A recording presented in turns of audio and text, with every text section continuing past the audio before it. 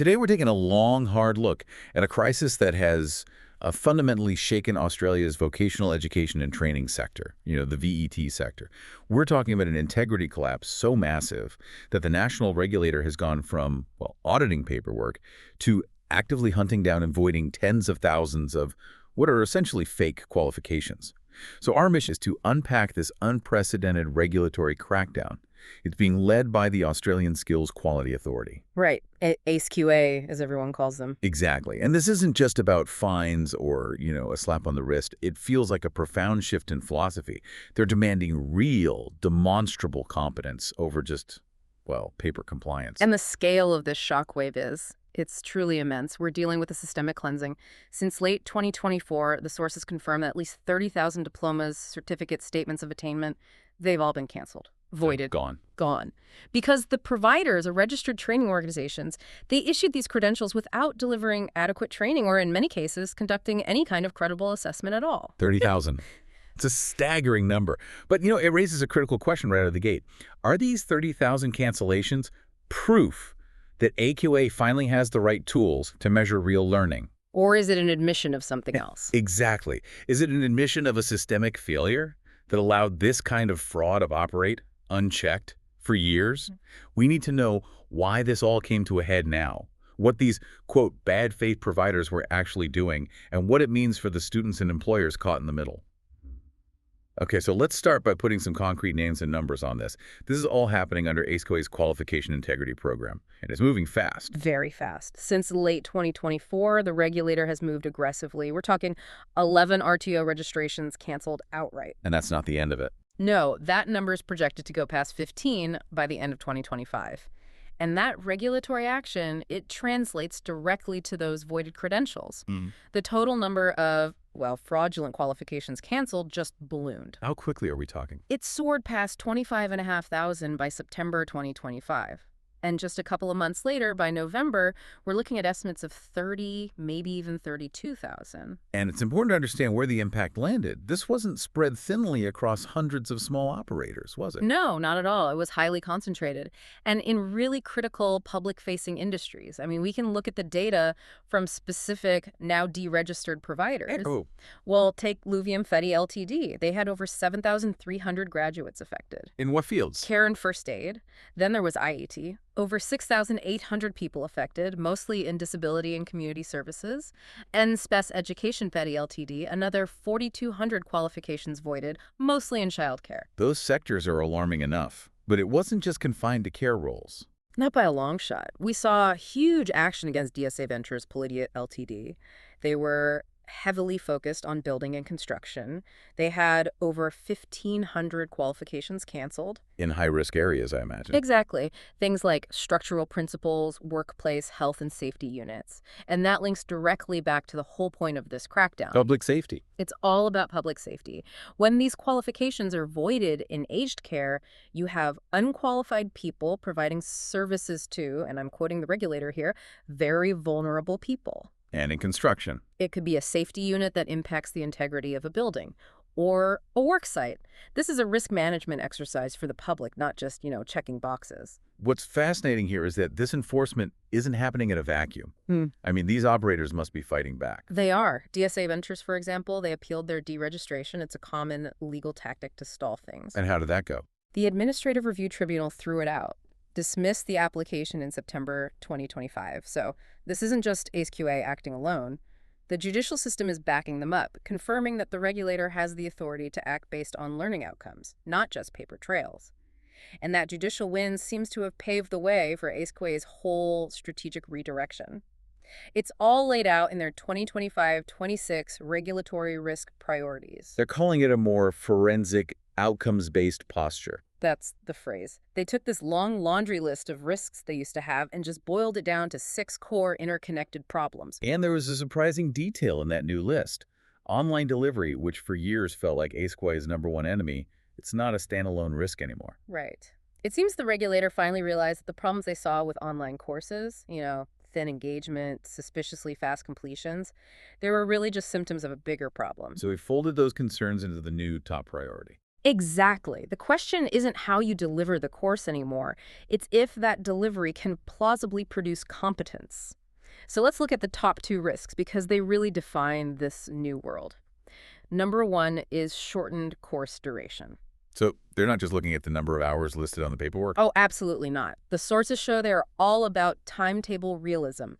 ASQ wants to know if it's even humanly possible to become competent in the time the provider is giving you. And they're hunting for red flags. Huge red flags, like massive spikes in enrollments with no new trainers, or whole clusters of students completing courses way too early. And the big one, same-day assessment submissions across an entire group of students. If your business model relies on speed over learning, you're a target. That makes perfect sense. So, of course, duration targets a timeline. The second priority seems to target the main escape hatch for fraud. You mean recognition of prior learning, or RPL? Exactly. Well, you're right. RPL has been the primary vehicle for what the industry calls rubber stamp recognition, basically a fee-for-certificate model pretending to be assessment. So how are they fighting that? They're demanding robust, verifiable evidence. And that evidence has to be, and they use these four words, valid, current, sufficient, and authentic. They are really scrutinizing those bulk RPL offers and providers using templated evidence packs, where the student just fills in a few blanks on a form and gets a diploma. So the first two risks target the how and the when. The next set seems to target the who. Risk number 3 is aimed at non-genuine providers and bad faith operators. This is where it gets into organized crime. ASQA is explicitly hunting for phoenixing providers. That's where they shut down one company to avoid debts and just pop up again with a new name. Precisely. They're also looking at infiltration by serious organized crime and those explicit fee-for-certificate models. This means real detective work using fit and proper person checks and a ton of cross-agency data matching. And risk number 4 tackles the test itself, academic integrity. This has had to change completely because of generative AI, right? It's a huge shift. The regulator knows that if an assessment is just about retrieving information, AI can do it perfectly. So the new focus is on task design. Assessments have to be built to elicit judgment, application, reflection, things AI struggles with. So things like oral exams or supervised tests. Exactly. Things that require you to prove you did the work, not just your computer. The last two priorities feel a bit more practical, more about the hands-on components. Number 5 is student work placement. This is critical, especially in fields like childcare. ASQA is scrutinizing the sufficiency, supervision, and evidence. They need to see credible logs, proof of observed tasks, employer sign-offs. If an RTO approves a qualification but the student hasn't actually done the required hours of practice, that person is not competent, period. And the final one, number 6, takes on the international market. Marketing, recruitment, and delivery to international students. This is a blunt message. RTOs own their agents. They are responsible. They have to do due diligence, monitor the quality of students coming through, and critically address those enroll-to-work pathways where education is just a flimsy bridge to a visa. And ASQA has been very clear about the hot spots for all this. Oh, yeah. Early childhood education, aviation, and high-risk work licensing. That's where all these risks combine to cause the greatest potential public harm. Now, we have to pause and look at the consequence of all this, the human fallout. We're talking about more than 30,000 people. It's severe, and it's very concrete. Over 30,000 individuals whose employment is suddenly at risk, whose professional license might now be invalid. Think about a builder in New South Wales, someone who got a qualification from DSA Ventures. That person now has to immediately check their unique student identifier transcript to see if their license is still valid. Their entire job security could be gone, just overnight. We saw how agonizing this is in the case of Sandeep Kaur. She challenged the cancellation of her Certificate 5 in aged care support from Gills College. She'd paid thousands of dollars, and she argued quite really that she might lose her job, her livelihood. But the tribunal still upheld ASQA's decision. And that's the absolute moral tension here. Sandeep Kaur is a victim. She was a victim of a fraudulent training organization. She paid the fees. She put in the time. Right. But the regulator cannot allow someone to provide care to vulnerable elderly people if they were never properly trained or assessed. Public safety has to come first, even if the consequence for the student is devastating, and the financial cost. It's huge. Some students paid up to $20,000 for these now worthless certificates. Which puts employers in an impossible position. They're already facing staffing shortages in aged care and construction, and now this. A regulatory nightmare. And it has absolutely tanked overall confidence in VET credentials. Yeah. You, the listener, you can no longer just assume that the piece of paper your child's educator has or the electrician wiring your house, that it means what it says. This really brings up that systemic critique you mentioned earlier. It does. A lot of critics are arguing that these mass cancellations, necessary as they are basically an admission that the system allowed this risk to grow unchecked for years. It's been called delayed damage management. The fraud was visible in the data in those sudden spikes in completions, but the response was just too slow. And the real sting is who bears the consequences. It's the students. It's the compliant RTOs, those at the bottom of the chain.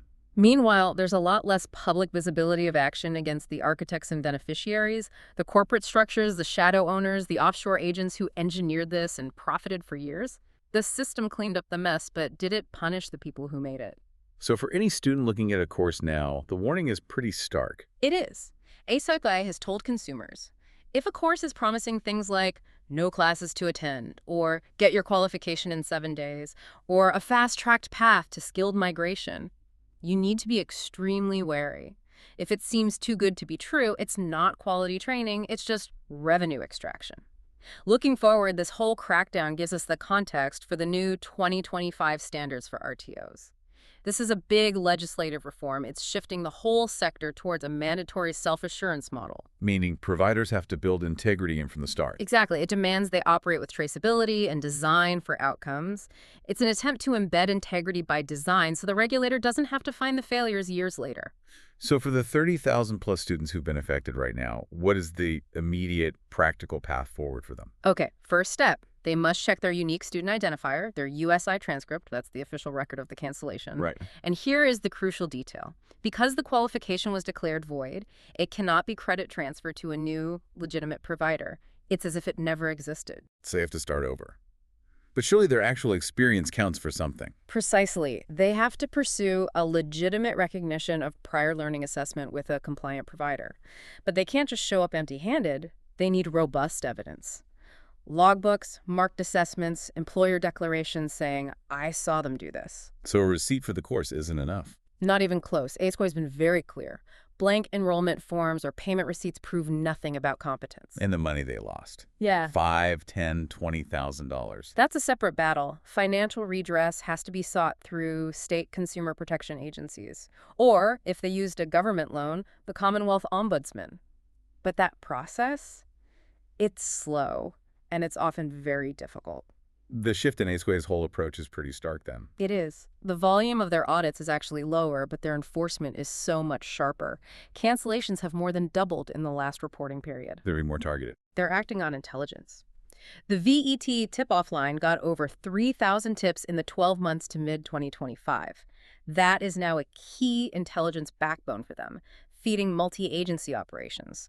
They're not just auditors anymore. They're working with law enforcement, following money, targeting the architects of the fraud. So the path forward seems to be about prevention by closing these gaps, remediation for the victims, and fundamentally just redesigning the whole market so that quality is actually more profitable than a quick buck. That's it. It's a change to the VET sector's entire DNA. So to wrap all this up, what we've seen since late 2024 is a necessary but, a profoundly painful systemic cleanup. The cancellation of 30,000 plus qualifications is defining a new, much stricter era for vocational education, one that's built on these new 2025 standards. And the final context here is that the regulator has evolved. It's gone from being a quality assurance body to an active combatant against outright financial exploitation and, in some cases, actual criminal intent. The integrity bar has been raised dramatically. Which brings us right back to that systemic question we started with. If ASQA's actions have resulted in the cancellation of tens of thousands of qualifications that should never have been issued in the first place, does this regulatory success actually reveal a fundamental flaw in the original design of the system? A flaw that allowed mass-scale fraud to operate, undetected, for years. Consider what that means for you and for public trust in all credentials as the regulator moves from just catching failure to demanding genuine self-assurance from everyone.